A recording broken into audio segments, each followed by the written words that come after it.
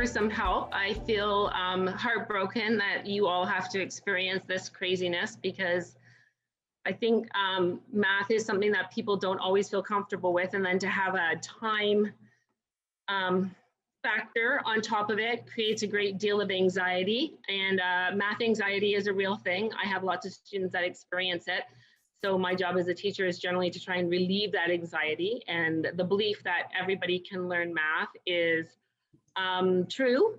You just have to learn it in a way that makes sense to you. Otherwise, if you just learn procedures and, you know, formulas, then it might not carry you too far. But for right now, you guys need to get through this test. So we're going to try and find the most efficient way for you to understand the math so you can pass the test, you can move on and expand your math knowledge from there. Okay, so I did print a couple of the questions, not a couple, actually, I printed every single question off the practice test today when I went on and logged on. I copied and pasted every single question. So I'm going to kind of try and pull up some of the questions that you guys have asked me about linear relations, surface area, volume, measurement, and see if we can kind of go through those. But if you have questions specific that you'd like me to kind of address, throw them in the chat, and then Lindy will just share them with me as we go along. I kind of want to meet whatever needs you have. I just only knew how much to prepare because I wasn't sure what all your questions would be. So let me see if I can share my paper with you. Let's see.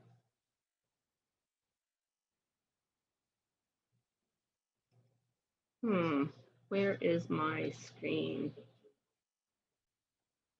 At the bottom, Dee, it should say share screen. Yeah, I'm on my iPad. I'm trying to get my whiteboard up, but let me see if I can, because it's easier to write on my iPad than it is on here. But if you give me just 1 second, I'll try and open it on my computer and see if that'll work better. Okay, and I'm just making note of a question that Courtney is asking about taking a parallelogram and cutting it into 2 congruent triangles. Okay. If you want, I can put that one up if you want to start with it. Sure. It's asking about the area of the triangle, so maybe we can do that. Okay, yeah.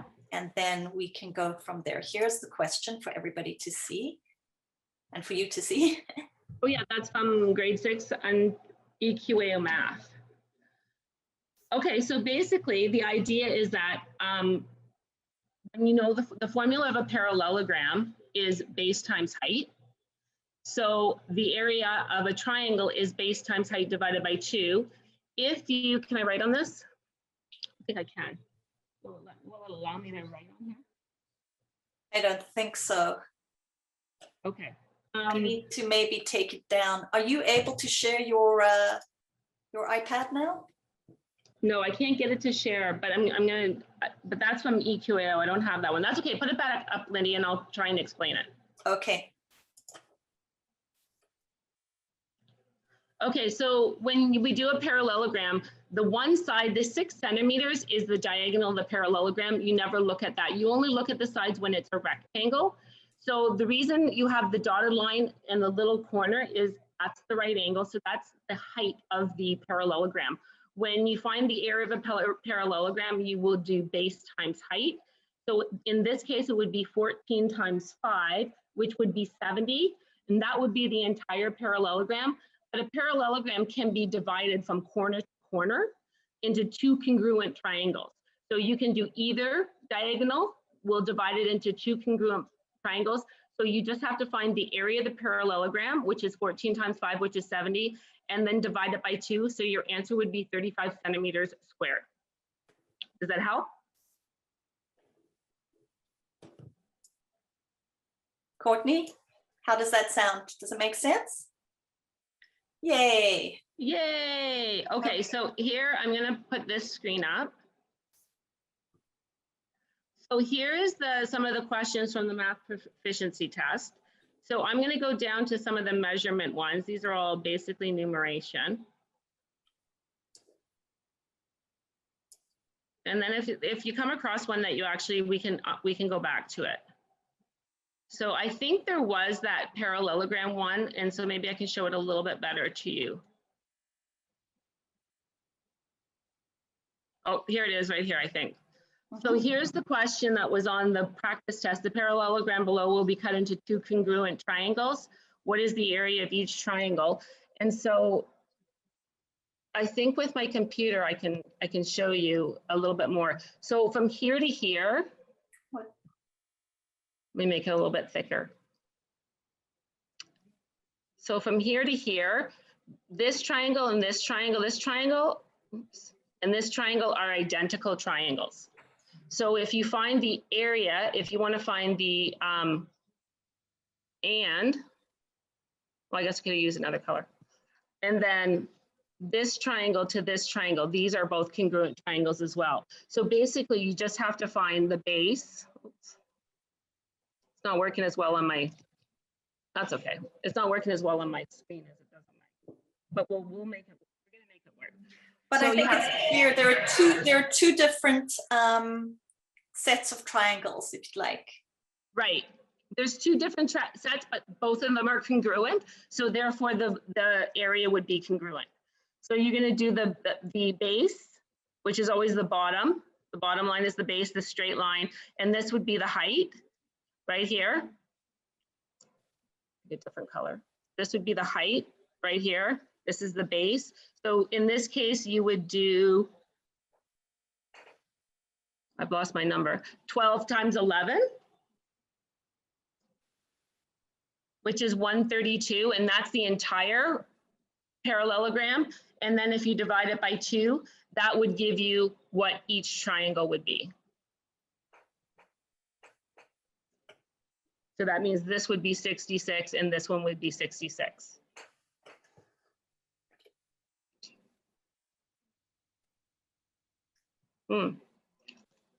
My stylus is not working with me. There we go, 66 and 66. Please. Does that help? Amira, are you seeing that? Okay, great. Okay. Dee, can you zoom out a little bit because we can't even see the other options on the. Okay, yeah, I can absolutely. That way we could also see what the choices were that they gave in the multiple choice.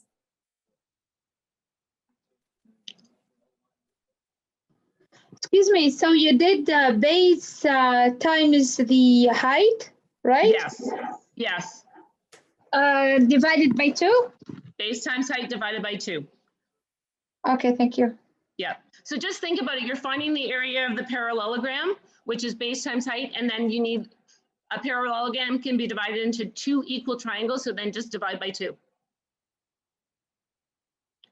Okay, hold on, I'm going to zoom out a little bit more so you can see. Thank you. So it will be 12 by. Oops.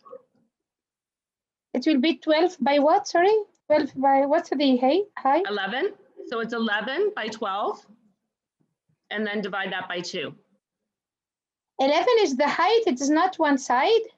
No, no, you need it for a parallelogram. It is the height. That's why they show this. That's why they show that right triangle there, because that is the height. When you are looking at a parallelogram, when you're looking at a triangle, all of those things, you need to look for the right angle, which is right here. You'll see that little kind of right angle sign.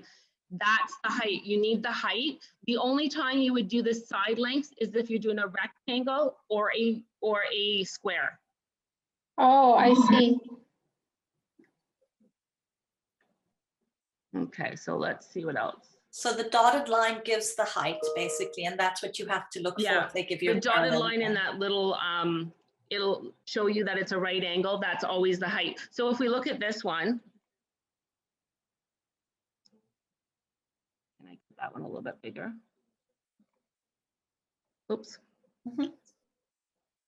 It's not really working for me right now. Hold on, let me, there was a triangle. I just saw the triangle. I could show you the same idea with the triangle. So then here, if you look at this triangle, this line, dotted line right here with the little right corner, that's the height of the triangle. So same idea for a triangle, it's base times height, but then it's divided by 2 because it's technically half of the parallelogram. Are you seeing that? Yeah. So in this case, if you're looking at volume, you're going to do volume. You're going to take that base, which is a triangle in this case, and see if it's going to work better with my mouse. So the base, which is the triangle, so we do 8 times 10, which is 80. Divide that by 2, which would be 40, and then you would multiply it by the length of the prism, which would be 12. Okay, let me, excuse me. So it is 8 times 10 Yes. divided by 2, and Divided then by 2 for a triangle. and then multiply by 2. Then if we're looking for volume, so in this case the question is asking for volume, so you would take the base area, and in this case the base area is a triangle, and then you'd multiply it by the length of the prism. Oh, which is 12. Which is 12, yes. Oh, so for the parallelogram, for this prism, we have to do the triangle first and then multiply by the length of the prism, right? Exactly. And for any prism, that's what you would do. You'd find the area of the base, so whatever shape the prism is, and then multiply it by the length of the prism. How long is the prism? Oh, that will give us the volume. Good to know. That will So give we you the have volume. Yeah, great. So we have to calculate the area of the shape that we have, and then with the length, whatever shape. If we have Exactly. square, or if we have rectangle or triangle, right? Exactly, yeah. So if it's a rectangular prism, you'd calculate the area of the rectangle face, which would be length times width, and then you'd multiply it by the length of the prism, however tall or long the prism is. Excellent. Thank you so much. Appreciate it. You're welcome. Okay, let's see if there's some more measurement in here that we can cover. Here's a surface area 1. So in this case, looks like it's a bunch of boxes together. So it's telling us that there's 5 boxes. Dee, we're losing you a little bit. Your audio is. Am I cutting out? It's a bit better now. Is it a bit better now? Okay, so it's telling us that there's 5 boxes and that each box is 9 by 9 by 9. So I know that this piece is 9, this piece is 9, this piece is 9, this piece is 9, and this piece is 9. There's 5 of them. This here will be 9, and this here will be 9 as well, because they're all cubes, they're all square. So if I'm going to find the surface area, I need to find, basically for surface area, I need to find the area of the covering of the outside of the prism. So I'm going to look at just this face first. I want to just look at this face first. And I know that each one of those squares is 9 centimeters, and I know that I have 5 of them. So the total of them would be 45. Don't like this.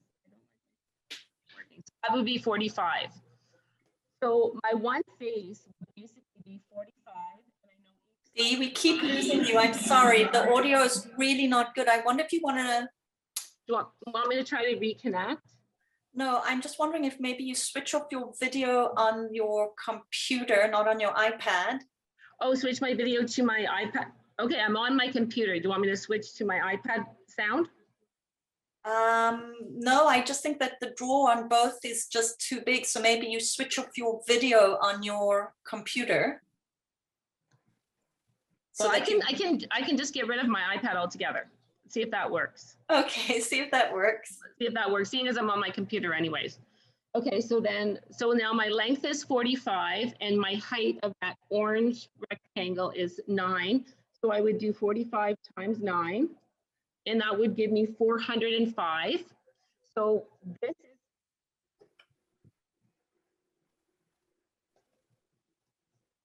this is 405, this big square here. But I know that I have this side and the top side, the bottom side, and the back side. So I know I have 4 of them. So I'm going to have to multiply that by 4 because I have 4 identical sides. So it would be 405 times 5. Times 4. Oh, sorry. No. Oh yeah, no, it's, sorry, how many cubes? 1, 2, 3, 4. Sorry, that's my fault. It's 5 cubes. Oh no, it's times, man, I just messed myself. Times 4, yes, thank you, Lindy. 405 times 4, because there's 4 faces, which is 1620. And then the last thing I have to take in consideration is these little guys here. These guys also have to be calculated in, and they are 9 times 9, because they are squares, which would be 81. And then I'd have to times them by 2 as well, because there's 2 of them. So I'd take my 4 times 5, 405 times 4, which was my 1620. So I'm using my mouse. My stylus isn't working, so it's not the best, but it's going to work. Plus 81 times 2.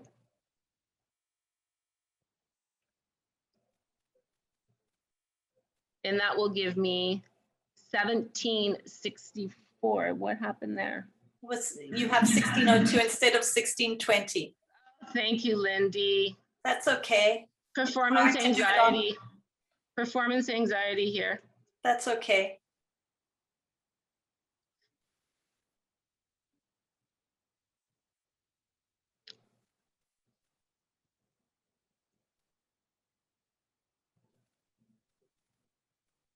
Why won't it won't let me erase? Okay, hold on.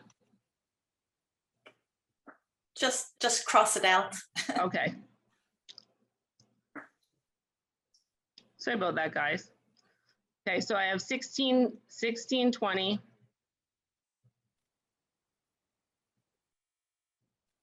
plus, see, my iPad works much better. My writing's not this bad.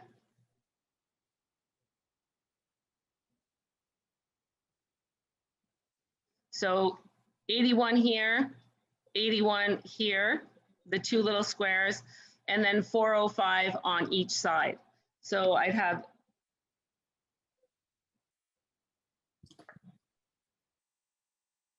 1782. So my answer, 1782. Dee, a few people missed at the very beginning. So can you just go through the steps? I don't think you have to do the calculation, but if you could just explain again the steps of how you did it for the surface I'm going to go area. back. Yeah. Let's clear it all and try it again.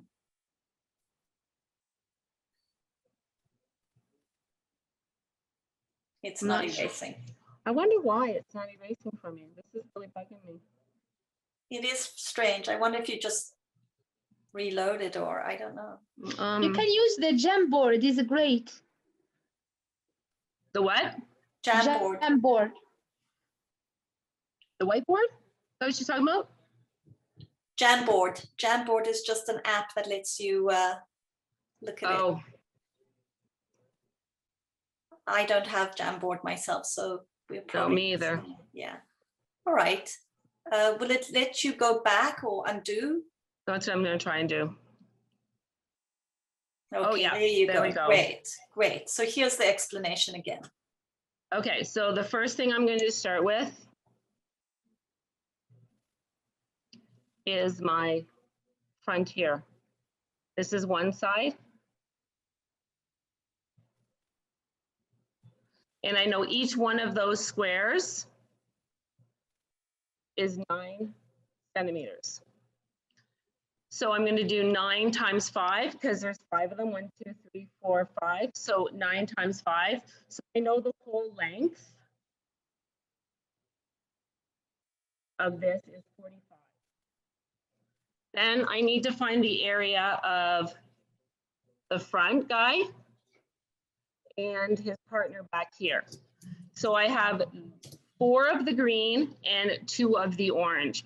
And I know because of the question that all lengths, all of these little lengths right here are 9 centimeters. So I find the area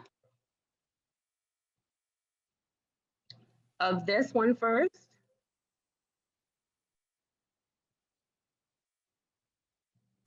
And then I times that by 4. And then I find the area of this one. And because there's 2 of them, I times that by 2 and then I add them together. That a little clearer? Excuse me. Yeah. You say it's 4 boxes? 5 by 4. 5, right? Oh, times 4 because there's this side, there's the back one, and there's the same exact I side over can't there. hear you. I can't hear you. Sorry. So if watch, if I draw it out like a net, Yes.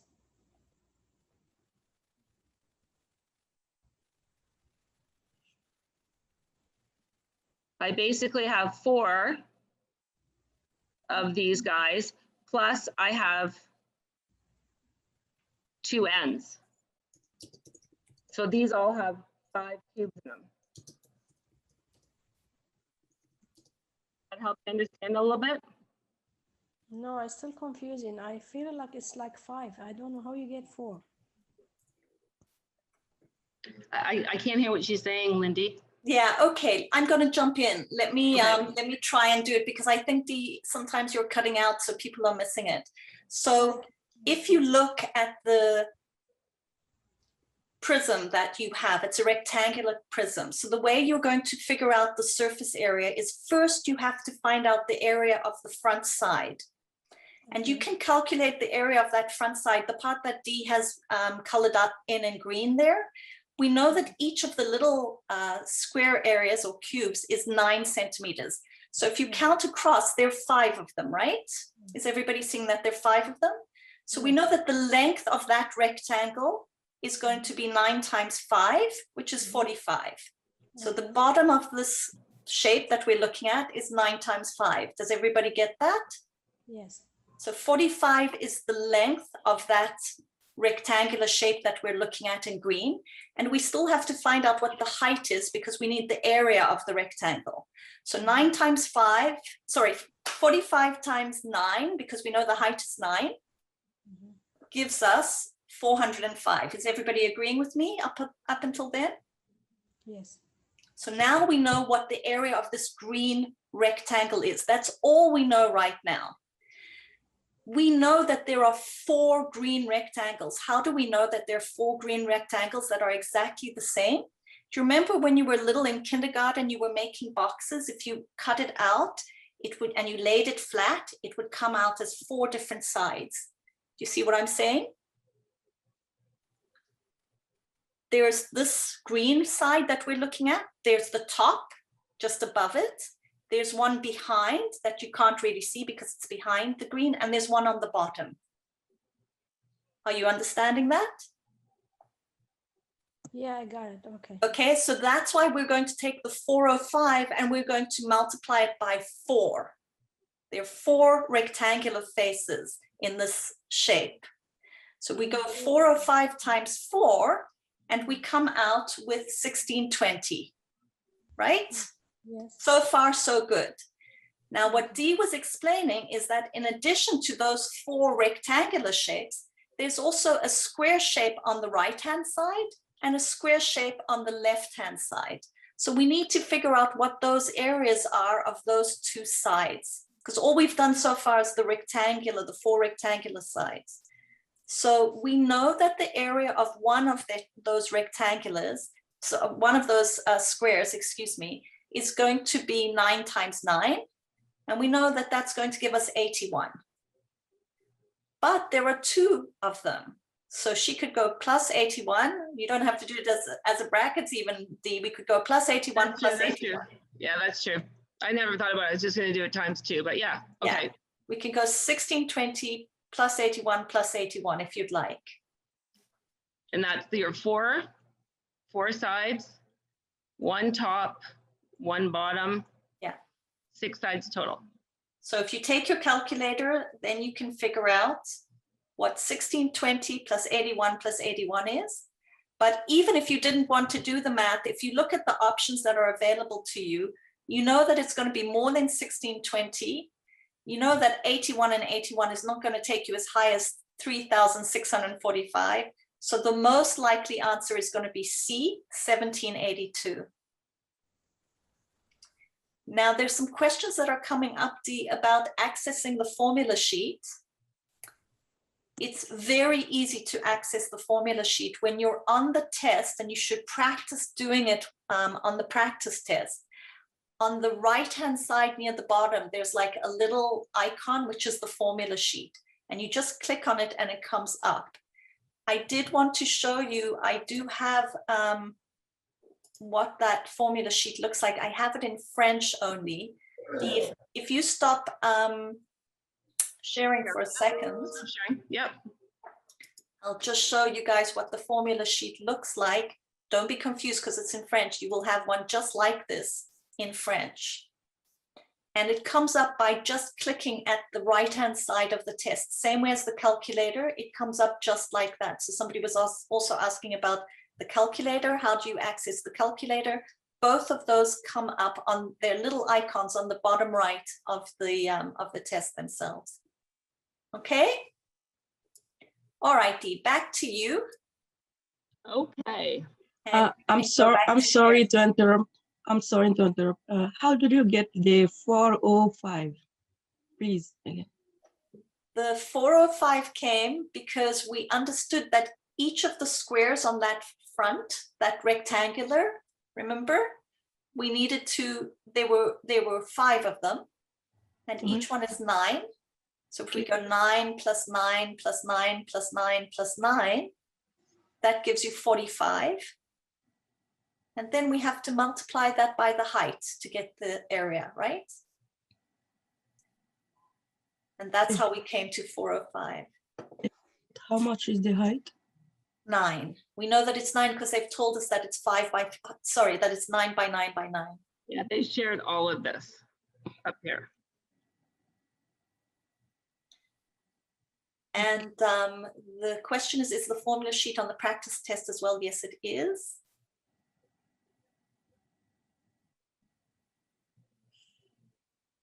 Courtney is asking, can they assume they will not be asked questions related to sphere, cone, and square-based pyramid? No, you cannot assume that, because whatever is, if it's not on the formula sheet, you're saying, I'm guessing that it's always possible they could give you a different formula sheet on the basis of what is on the actual test. We're hearing many different things from different people who are doing the test. Because in the past, it was very much the same questions. These days, we're hearing that people are getting different kinds of questions. You don't have to memorize anything. If it's a formula, if it relies on a formula for the area and the volume, they give it to you. Okay, I think surface area is that you just need to think about how many faces are on that 3D shape. So if it's a triangular prism, a triangle has 3 sides. So you're going to have 3 rectangular sides, and then you're going to have a face and a base. So you'll have 2 triangles and 3 rectangles. So just think about, visualize, what does that 3D shape look like when you take it apart? Joanna's asking about, should you skip going over questions that have to do with spheres, etc. They would not be my main thing that I would focus on, but if you get a question, you'll only have one like it. So I would focus on areas that you think are more likely to come up. Yeah, you could learn about them just in case. Again, it really depends on, you don't know exactly what will be on the test. They could cover anything that is in the grade 9 curriculum. And Emily has given us a screenshot. What have you given us? Oh, another question. So Emily, you're asking if we can go over measurement, area, perimeter, etc. of composite figures. I can find something like that. Here's one that I can bring it up. If you click on the screenshot that she included in the chat box. Okay, guys. So do I have access to the chat? Yes. Are you seeing? Yeah, you may be not seeing it. Up at the top, where it shows what you are sharing. Yep. One of those little boxes should allow you to see the chat.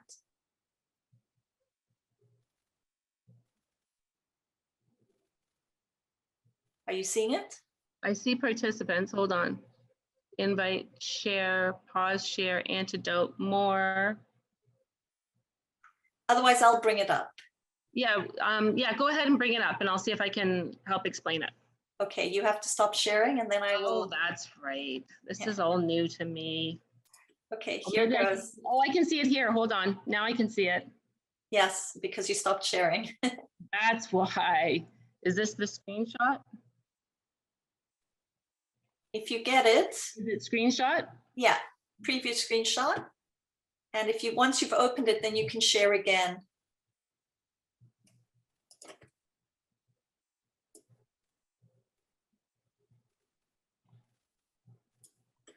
Yeah, I think there is a mix of questions on the test, and I know it might seem like most of them are grade 9 with a few grade 6. I think it really depends on the test you get. We are hearing different things. Oh, okay, I see it now. Yep. Danielle is saying if you have an Apple computer and your iPad and want to share the screen, you can always mirror your iPad. I don't have a Apple. Okay. I have It a was a lovely piece of a lovely tip, Danielle. Thank you for that. Yeah.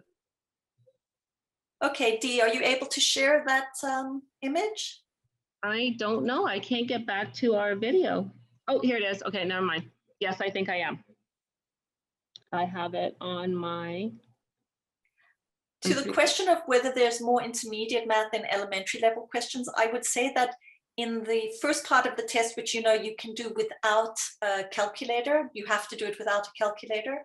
So in the part which is without a calculator, the questions are not grade 9 math tests in general. I mean, there might be a couple, but they're usually easy to calculate. And then as you get into the part where you need to use a calculator, those are usually the harder questions. Okay. Now I got it. Right here. Okay, there you go. Okay, so what it's going to have you do, you know what I'm going to try? It has an antidote. I'm going to see if I can annotate it. Will that let me? Yeah, this might work. So you're going to have to find what, in this case, you would find the area of the circle first. Then you would find, you would probably find the area of the square, because that's going to take in, but you're going to have to remove part of this area, and then you'll find the area of the triangle. Is that what it's asking you to determine the perimeter and area? So the area would be basically, this would be considered the area all the way around. But in order to find that, you have to find the circle, you have to subtract this portion because that's an overlap. So that's not technically part of the area. And then to find the perimeter, you would use this information. These little marks here mean that the value is equal. That means 89.1 millimeter is all 3 sides, all 4 sides actually, of the square. And then 63, this is also the height of the triangle, but it's also the radius of the circle. And radius, to find the area of a circle, it's pi r squared. So it's pi 3.14 times 63, which is the radius squared. And that will give you the area of the entire circle. And then you find the area of the square, which would be 89.1 times 89.1. But then what you want to do is you want to take out the overlap, which would mean you would have to find the circumference of the circle to find that piece, that area of that piece there in between. Excuse me, please. I have not seen a question this complicated. That's really because Yeah. you. I have not seen a question like this at all in the tests. So I think this is a really hard question. Did you find it? It's Yeah, 1/4 of the circumference of the circle. I can't imagine that this would be on the test though. No, I don't think so. And I think we shouldn't lose time over it because there are many other questions that have come up. I think we should move on, maybe there's some other questions that were asked right in the beginning. Okay. And I think, you know, things like linear relationships, which are more likely to come up. And so we've spent quite some time on measurement now. So I think we should just move on. Yeah, linear, everybody's like. Okay, I'm gonna see, was there a linear relationship question on this one? Okay, Victoria's given us a screenshot. Does she have one? Okay. Yes, she does. So Dee, what I recommend you do here is that you come out of sharing and then click on the screenshot, and that will let you come up with that.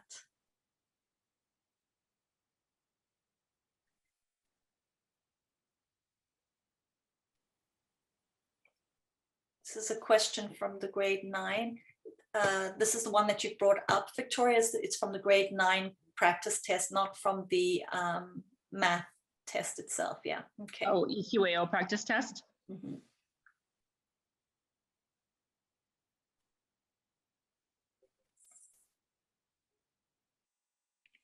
I just have a quick question. Is it better to practice on the MPT practice test or do the EQAO one? My advice to you is that you begin with the MPT practice test, but there's only one test. And so I think that once you've done it once, you're going to have to practice with some other examples.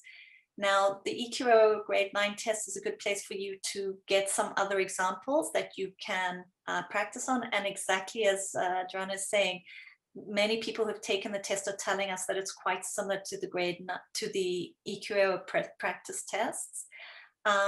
The other thing that I would say is that we have had some other teachers teaching these math office hours, and they've been giving us some other practice examples, so you can look at those. I encourage people to look back at the other recordings that we've done of previous math office hours, and you would find a lot of links. So in each case, we put the recording itself, but we share some links as well, and there are some practice examples there. Okay, thank you. Math Smarts books, grade 8 and 9. I don't know them, but that sounds like a good idea. Okay, Dee, over to you. Okay, so the path of one rail of a train track can be represented by the equation. So I'm going to guess this is a linear relationship. So it's showing that the basically the line of the one rail is going up by 2/3 x plus 1. X is your term value. Your plus 1 would be your 0 value on your graph. It's basically where the y-intercept happens. So it's saying that the first one is 2x plus 1, but it's asking what could the equation represent for the path of the second rail. So Lindy, I'm going to be honest with you, I'm not really sure what they are looking. It would obviously, if this, it depends on which one do they think is the second rail. If it's the bottom rail, then we know that it would, we know for sure that the y-intercept would be lower because it's going to be lower on the y, but they're all +3. I'm going to guess though that it's going up, they're parallel, so it would have to be 2/3 x plus 3 because they're parallel. Could you please write, because I didn't understand. I'm sorry, it's confusing for me. What do they mean by the first rail? What do they mean by the second rail? Well, that's what I'm confused about. I'm going to be honest with you. That's exactly what I'm confused about, because it's hard to tell what they mean by which rail is which rail. So if the top rail, if the bottom rail would be +1, if they're talking about the bottom rail, that would make sense. It would be +1. Okay, I'm going to show you what I mean. Yeah, I think it's better if you can draw it on the yeah, show the axes and show what they're looking for. So what I'm thinking is that, so when you look at this +1 here, that's generally when you look at a graph, and you're looking at a linear equation, that's where this meets, where that line meets the y-axis Oh, Dee, we're losing your audio again. I don't know. Every I think time it you're must be when I lean over to write on the screen. I'm guessing that that's what the problem is. I'm going to try and turn it a little bit for you. So when it meets at this y-axis, that's what that +1 is. So I'm guessing that they mean that to be the bottom rail, because it's definitely lower on the y-axis. So the +3 would make sense. They're all +3. But if it's a parallel line, then it's going up at the same rate. They're going up at exactly the same rate. They're not separating from one another. So then it would only make sense that 2/3 x would be also how this one is going up. So this would have to be your right answer. Because they're parallel, their paths aren't changing. They're staying exactly the same, which means that they're increasing or they're going up diagonally by the exact same amount. If they're going up by different amounts, the rails would separate. So is the answer making negative sense? or positive? Pardon me? Is the answer going to be negative or positive? It would be a positive. It would, because, so it would be C? oh, sorry, that's a negative. I apologize. That's my fault. I didn't see that there was, no, it's plus, yeah, it's +3. So it would be B, because this top rail here would be up a little bit further. So it would be at the, a higher X value. So they're all +3. Oh, I see the negative. Now I see the negative. So how would it be negative 2/3? It wouldn't be. I'm sorry. I apologize. It would be C. You're correct. The 2/3 +1. The other one would be 2/3 +3. So the idea is you want it to go up by the same amount because it's parallel. And can you just explain what the 3 represents? The 3 represents where the line starts on the, I'm going to try it again, on when you look at a graph. So it's a linear equation, because it means that basically the pattern or the rule for the graph is that it will continue to go up by the same amount, like +3, +4, +5, +6 each time. In this case, it's going up by times 2/3. So it's basically going up by 2/3 each time. So if you looked at it, if you look at the pattern, so say I have, let me just Can you draw it? Can you draw it again, please, Dee? And we're losing your audio again. So if I have a line graph and my pattern's going up by exactly the same amount, the idea is that when it crosses this y-axis, so this is the y, when it crosses that y-axis, that's your +1. It means that's where the pattern starts. If you think about a linear pattern, so say my pattern is 4, 8, 12. When I look at the difference between 4, 8, 12, it's going up by 4 each time. That makes it a linear pattern. That means if I plot it on a graph, you're going to get a straight line. Because the tracks are straight lines, they're going to go up by exactly the same amount each time. And in this case, it would be 2/3 x, because they're going to stay on the exact same path, the exact same track.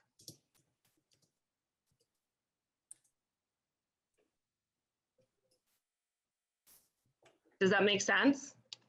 Can I clarify something? Yes, that was good. Thank you. Okay. Sorry, guys. This is this whole board thing is not working for me very well. It's making me very anxious. Okay, is there something else we should cover? Leisha's saying, can we try an example with a perpendicular line on the graph or parallel? Perpendicular would be straight up and down. Perpendicular is this. So my question is, if you were looking for a perpendicular line, would the x-axis change and also the y-intercept? So when they talk about perpendicular and parallel, do we have any example where you can show us how that might look, how the x value changes and also the b? A perpendicular line wouldn't be a linear equation goes up like this. A perpendicular line is like this. So if you think about an equation, this is your y and this is your x. So in this case, my y, my x would be any value. So if I wanted to find the 8th term in my pattern, I would do 2/3 times 8 plus 1, and it would tell you exactly where my point should be. But that means that you would be going along the x-axis this way because you're traveling from 1 to any number. If you have a perpendicular line, you're just staying at one term, so it doesn't work for a linear pattern. Jill is suggesting that if it were perpendicular, then the numerator and denominator switch and the positive becomes negative. I think what we're saying is instead of the lines being two parallel lines, the second line is perpendicular to the first line. And so it looks like what would happen is that the 2/3 x would be minus 3/2 x. Negative inverse of one another. You'd have to speak to that, Lindy. I'm not sure. Yeah, I think that's just a trick that you can use. That seems to make sense to me. Could you please explain to me? Sorry, because I'm confused with all this. Actually, what I'm going to in simple words, please. Yeah, I'm going to ask Jill. Jill, could you put on your voice, please, for a moment? Yeah, I'm here. Okay, could you explain that so that others could understand it? I thought the way you explained it in the chat was really good. So we're talking about, instead of them giving, I guess, two parallel lines where they say, well, if line 1 has an equation of this, what would the equation be if the second line, instead of being parallel, was perpendicular to the first line? Yeah, so I can't really give the full explanation because it's just a trick I learned in my mind, but I always know that if it's going to be parallel, then the slope will remain the same. So if we're just using the 2/3 example that we have here, the slope is 2/3. So if it's parallel, it'll just stay the same. But if the question is asking you to find the perpendicular line, then you can make the positive a negative. So it would become a negative, and then you just switch the numerator and the denominator of your slope. So it would become -3/2. And that's just a little trick that I've always learned in my mind. And usually in multiplication, like you'll probably see on the MPT test, you can just do process of elimination. Right. I think that's a really good trick. I myself don't understand why it works, but I know that it works. Yeah. So, and Jasmine has shared a resource that she felt was helpful. I will capture that in the links that I will send you after this session is done. Something that Queen's University helps break down the solutions to questions. So we'll include that in the links that we include after this session and that we include with the recording. Okay, so we're going to move on now. Dee, where would you like to go next? You guys, what do you want to do next? What were some of the other ones? Area and volume, fractions, exponents, metric conversions. Let me see what we have in our questions to see if there's anything. Here is a fractions question, no exponents though. Here's another fractions question. Have you guys actually seen fractions with exponents? I have not seen any. Is that on the grade 9 test? Would love to know what you guys think.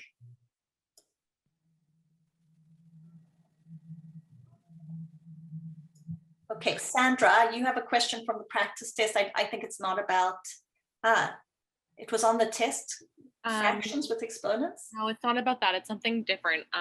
I was just going to ask if you go over a question on the practice test, it has to do with like converting euros to Canadian. Oh, yes. You have that one. I know what you're talking about. It's here. If you can. Yeah, absolutely. we're all kind of learning together because we don't really know what is on these tests. They're, you know, we have a sort of an understanding of them, but we're not always sure. So that's great that you've brought this one forward.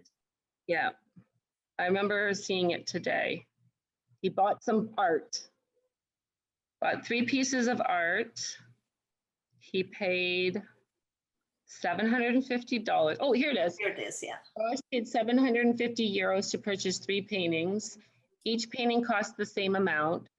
At the time of his purchase, 0.68 euros were equivalent to 1 Canadian dollar. So it wants to know, first of all, how much does each painting cost? So the first thing you have to do is take your 750 and divide it by 3.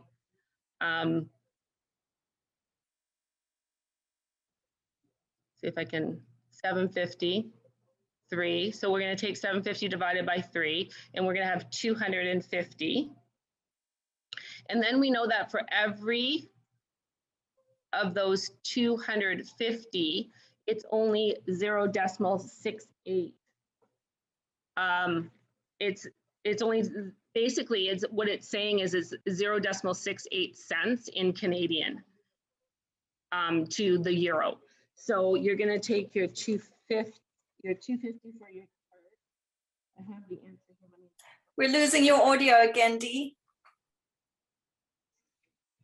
Dee? Yep, I'm here. So you're going to take your 750, you're going to take your 250, and you're going to convert it. If you, a really simple, easy way to convert it is to take the difference between 68 and 100. So if I do 100 minus 68, I get 32. So if I take my 250 and I times it by 1.32, I think that's right how I did it. We can't see what you're doing, so we don't really know what you're doing, Dee. Sorry. So I'm going to take my 250 and I'm going to multiply it by decimal 0.68 because that's how much each euro is worth. And my painting should be $170. Now, the one thing you can remember too is that you know that the painting's 250 euros, and you know that euros are less valued than Canadian. So you can look at, okay, what makes sense? If the painting's only 250, that means in Canadian dollars, it's going to be cheaper. The only one cheaper than 250, and that is 170. If you think about it in the sense of American dollars. If I'm going to— Dee, I think it's the opposite, right? Because they're saying 0.68 euros is 1 Canadian dollar. So the euro is actually worth more than the dollar, right? Yeah, always the euro is higher than the Canadian. Yeah, we know that because when we travel, it's awful. But I think, yeah, I think it's actually the inverse, because 0.68 of a euro, so not even 1 whole euro, is equivalent to 1 Canadian dollar. So I think we know that it must be more than 250 Canadian. So if I take, okay, so if I take my 100 and I subtract my 68, I know it's 132. So I can times my 250 times 1.32. Right. And I get 330. But that doesn't work either, Lindy. What did I do wrong? I'm not sure.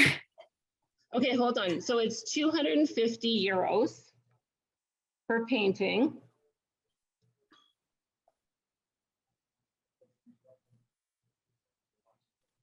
I just did this question today too, because I was not sure of it.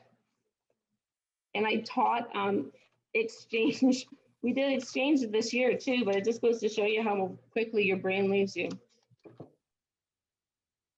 Hold on, let me find my calculations here. Oh, yeah, there we go. Okay, so 3 paintings, so 68, 250 a painting, 367.65 is what I came up with. That's the answer. Right. Can you show how you got that though? Because I think people are now quite confused. Yeah, I don't blame them. I'm quite confused myself right now.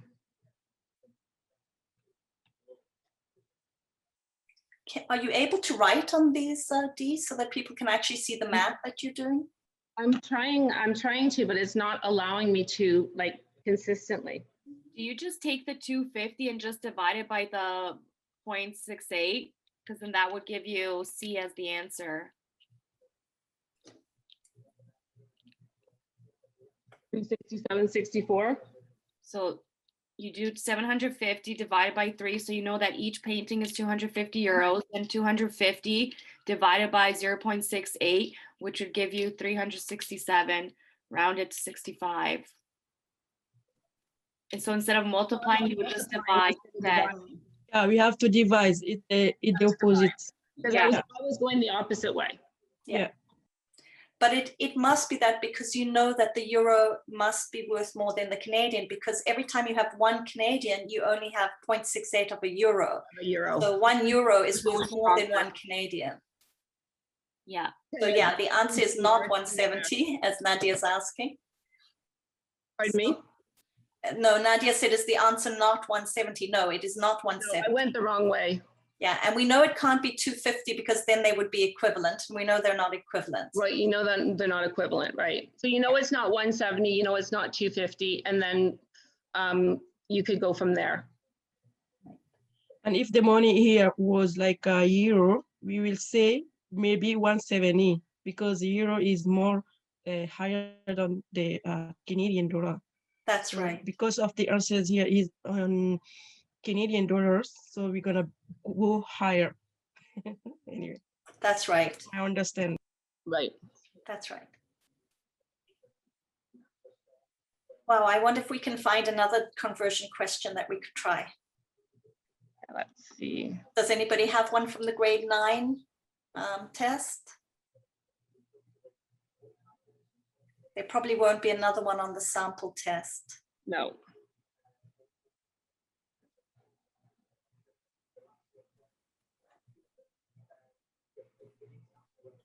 Yeah, I think logically you just have to figure out which currency is worth more, and then you know right away whether your answer is going to be higher than or lower than, and then you can do the calculation accordingly. The answer to the question was 367.65, which is C. I think the way that it was calculated was just 250 divided by 0.68. Yeah.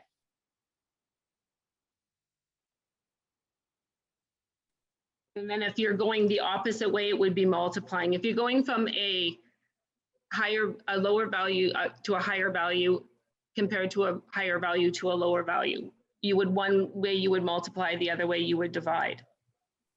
So if we were going from, if it was just the opposite from Canadian to euros, then we would have multiplied. Then you would have multiplied. Yeah, and that's where I made my mistake, even though I did it right on my paper.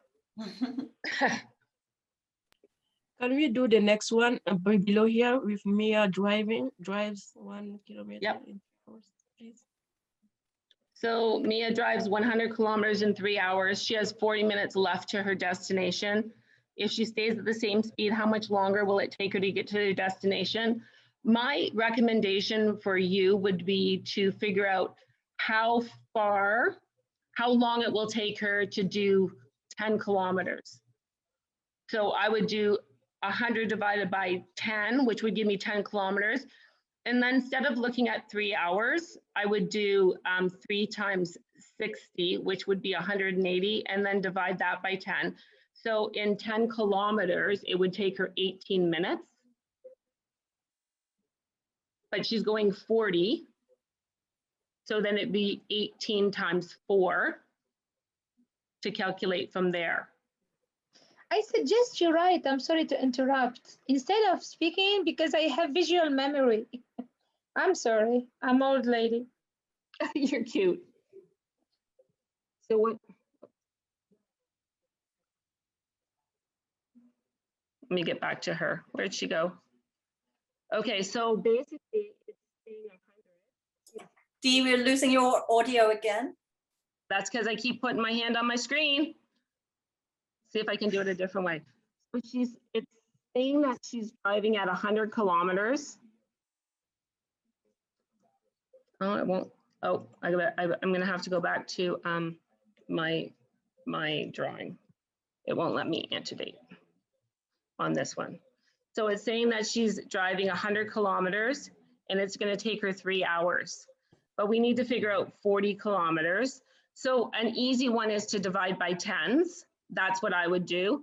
So if you just for accessibility, so if I divide it by 10, if I divide 100 by 10, well, that's not working for me. Back.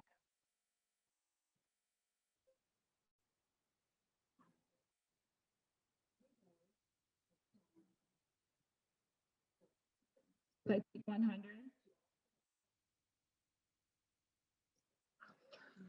Oh my goodness, I'm gonna freak out here. And I divide it by 10. I'm gonna take my 3 hours, which is 180 minutes, and divide it by 10. And then 10 times 4 is 40, and 180 divided by 10 would be 18, and 18 times, I do 18 times 4, which equals 72 minutes.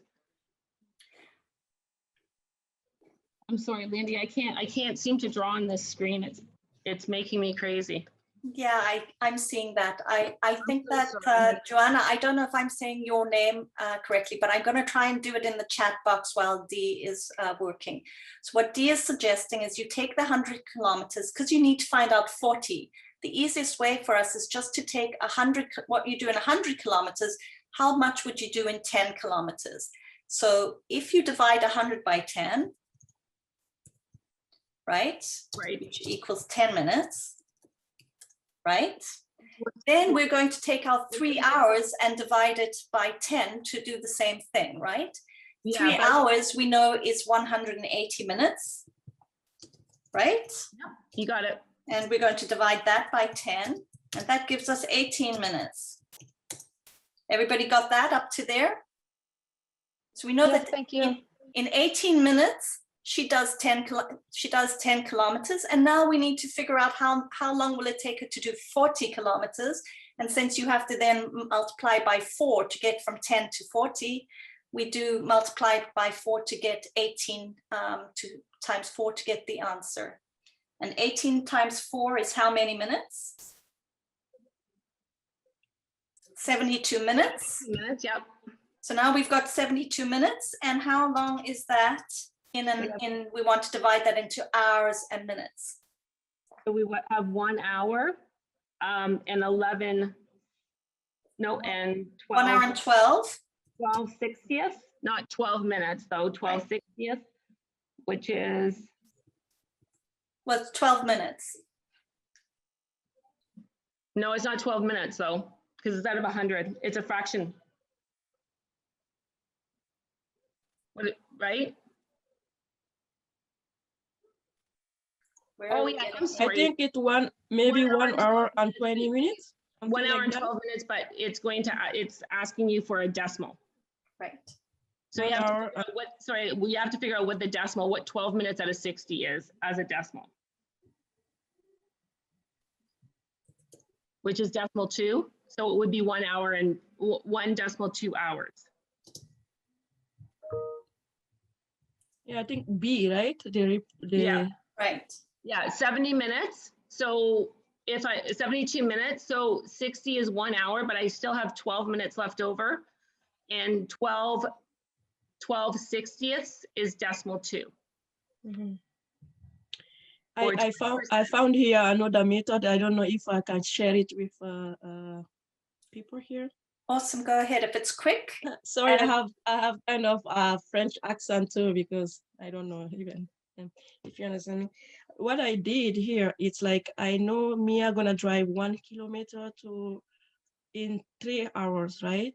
And they are asking about the 40 kilometers that left. Just say like if she drive 100 kilometers an hour, how much she wanna drive in 40 kilometers? So I did like 3 hours by multiply by 40 kilometers and divided by 100 kilometers. That I did here, and then I got 6 3 hours. Okay, if I divide all those, I'm gonna have 1.2 hours, which is 1 hour and 20 minutes. Very Well easy done. way for me, I think, I guess. Yeah, and I think that the only reason I broke it down by tens is sometimes that's a little bit easier than doing all the division for people. If you divide by tens, it's just, I just went the most accessible route for most people to understand, but absolutely use whatever strategy works for you. Thank you very much, though. I understand. Excuse Thanks me. for your help. Sorry, what strategy was that? 40 times 3 was your first step? I took I say 100 kilometer. She's gonna spend like 3 hours driving 100 kilometer, right? Yeah. And we have 40 kilometer left. And the question is focused on the left of the kilometer, like 40 kilometer. So I took in 40 kilometer, she will drive how many hours? I say X, like I don't know. And then I took that, I say like, if she drive 100 kilometer in 3 hours, she will drive 40 kilometer by like taking the 3 hours, multiply by 40 kilometer and divide by 100 kilometer. All that they give me here, all the information that they give me, I use them to have like my answer here, 1.2 hours. Okay, thank you for that. Hello? In French, they say règle de trois. Excuse me, can I talk? Go ahead. Yeah, so like as I have other ideas, but I think it's the same, similar to the lady she was talking. We can do like even cross multiplication. Like if we say 100 over 3 equal 40 over x, and we just cross multiplication and we're gonna get the x equal. That's right. 2 hours. Yeah, absolutely. But my point was just to kind of make it a little bit more accessible than trying to explain cross multiplication or have several steps. That's all. I was just trying to make it the most accessible for people to understand, kind of breaking it into units instead of looking at it as a whole. Even where's other way, like if we divide 100 by 3, so we're gonna get 33.3, then 40 divided by 33.3, so we're gonna get same answer, 1.2. Right. So there are many ways, many ways. Yeah, okay, thank you. Whichever works fastest for you and most accurately for you, that is the method to use, because time is very important on the test, so the quicker you can do it, the better. Okay, thank you. Where to next, folks? We have about 18 minutes left. Probably time for one more. Let me scroll down and see if there's any other ones that maybe come up that people.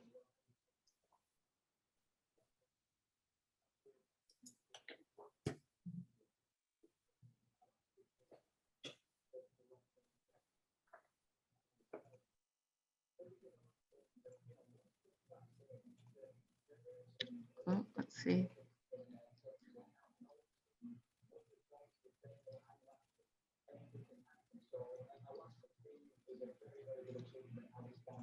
I don't know where my paper went. What happened there? Oh, there it is. Okay.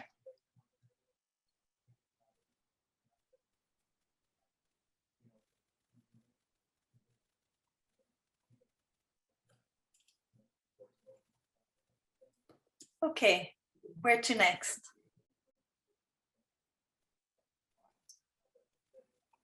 I can't. 1 second.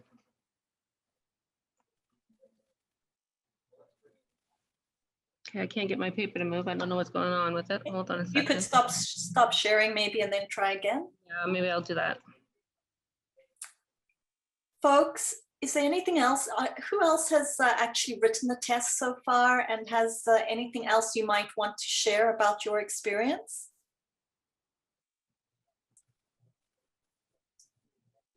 Just wondering if any of you, has anybody written the test already?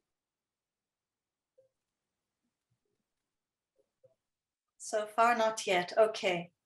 Yeah, we are hearing some interesting things from people who have done it. When cross multiplying, how do you know what goes in the numerator or denominator? Oh, Jill is writing it on Monday. Jill, you have to come back and let us know how it went. Good luck with that. The question here, when cross. Okay. When cross multiplying, how do you know? Yeah, people are writing Friday. Yeah. Hopefully it goes well. Lisha's asking, when cross multiplying, how do you know what goes in the numerator or denominator? Do you want to take that on, Dee? When cross multiplying for what? Usually you cross multiply when you're dividing fractions. Yes, my question is, if you have a fraction, let's say 100 over 3, then you have 40 over n. When you cross multiplying, how do you know in your response which one goes to the numerator and which one goes to the denominator? Because I find that's where I set my answer all the time, because I do the reverse. Could you type in the chat what the question is? So 100 over 3, what did you say, 100 over? Back to the question we did earlier on with the distance traveling, because it says she traveled 100 in 3 hours, and how much would she travel in 40? So if you write that like in a ratio, you'll write 100, okay, and then you'll write equals, that's 3. And then we want to try how much she travels in 40 kilometers. So we're trying to find n, right? We're trying to find the time. Can I answer? Okay, so if we're cross multiplying, because you want to do 100 times n and you want to do 40 times 3. So how do you know which one goes in the numerator and which one goes in the denominator? Well, you're doing 100 times n, and n is the denominator. Yes. So that would be your denominator. And then you're doing 3 times 40, and 40 is your numerator. So that would be your numerator. Okay, so how do you know which one? So if the n, whatever value is finding, will go in the denominator? Whatever order they are for the last one that you're cross multiplying to. Can I answer her? Yeah, go ahead. Can I answer? Sorry. You know what she mean? Like she say, like we have to put the something like we don't know. Like if we have 100 over 3, like say kilometer over hours. So what is then like what we need? Okay, like if we need like hours, so the cross multiplication we put it exactly in the hour. Like let's say x over, where is that cross multiplication hour? So we put the 40. So we just cross multiplication, then we found the thing we know. Like each thing we have to put exactly what, like if it's hours over kilometer, so they give us like kilometer, right? 40. So what we have missing? Then we're missing x. So like, I mean like exactly where we put it. I don't know how can I explain Yeah, it? so you're basically, what she's saying is you're going to put them in the same order. If your first one is kilometers over hours, your second one would have to be kilometers over what don't we know, and that's hours. Yeah, thank you. That's what I mean. Thank you. Yeah. Anything else? I don't want to keep people if we've covered most of what you wanted to look at. Do you have other questions? Me, I just have one question. Go ahead. I'm gonna do like how to say that? I'm gonna go there, but it's gonna be online, of course, but it's gonna be online in place from presence. And I'm just wondering if how that works out, right? Yeah, how that works out, and if I have to bring my own pen and paper, or how it works. Okay, I will answer what I understand from other people's experiences. I have not done it myself, so this is the best that I can tell you. When you go to write the test in a face-to-face mode, like you go to one of the colleges where the test is offered, when you get there, they will give you pen and paper. All right. I would take a pen with me, but they probably will let you, I would take a pen with me, but they won't let you take paper in, for sure not. They will give you the paper there. And so when you get inside the room, what you're going to have is actually a computer. So even though you're writing it in person, you are still writing it online. Right. The only difference between being in person at the testing site than doing it from your home is that there's not an invigilator watching you on the screen. When you're writing it from home, they will ask you, you're allowed to use paper and pen, but they will ask you to hold up your paper so that they can see you've got nothing written on it. Similarly, regardless of whether you are writing it in person or online, you will have to use the online calculator. You cannot use an actual calculator. You must use the online calculator, and you must use the online formula sheet. Okay. Are they going to ask me to open my space, like my password, that all those they give me? Yes, before they I will just- ask you to do, they will ask you whatever they've given you as the your registration Password. number. Registration. Okay. All right. Thank you very much.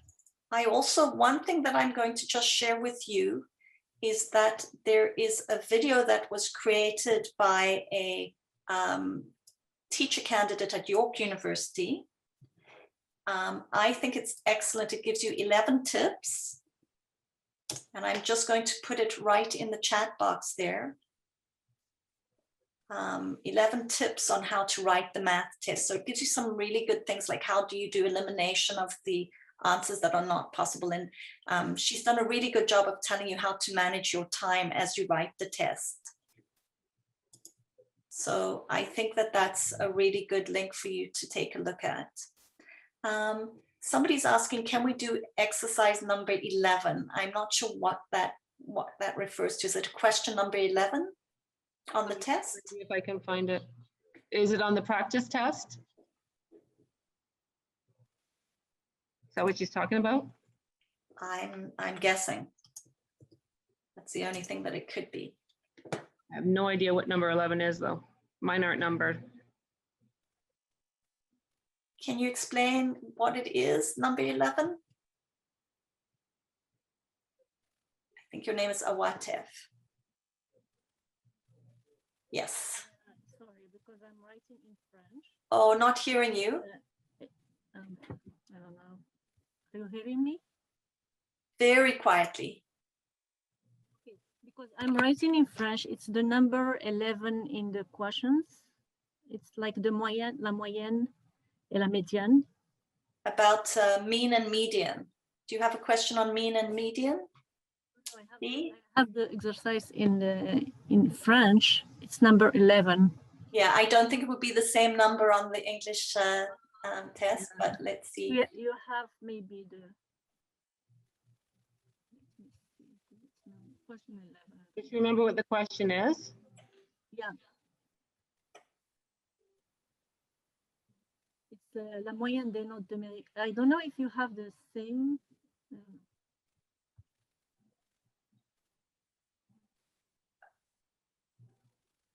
We've lost you again, Awatef. Okay, do you hear me? Yes. As I told you, it's in the French, the French MTC, but it's question 11. It's for la moyenne. You have the test in French. You can look at it. Just a second. I have to access it and see if I can find it. It's just asking me, it's giving me each one, so I need to, I'm not able to get to question 11 right from where I am. So are you able to share your screen? Do you have it in front of you? I'm gonna try. And I can try and translate it into English. And Jeanette, thanks for putting up the information about the Flight Math legislation Facebook group. We have been supporting OTCC, and I encourage all of you to do that. So thanks, Jeanette, for that information. So the question says that he writes 8 tests. The mean of his 8 tests is 72. I think it's what's the total? Right. So in English, it would say the average. So he wrote 8 tests, and his average score is 72. And the question is, what is the total score for the 8 tests? So I want to know how can we proceed to find. How would you figure that out? Dee, over to you. Let's see. Let's hope we can hear you. His mean score is 72, which means that they took all 8 scores, added them together, divided by 8 to get a mean score, or a same number. but to find his overall total of all 8 tests, you just have to take 8 times 72. Sorry, what can we do? 8?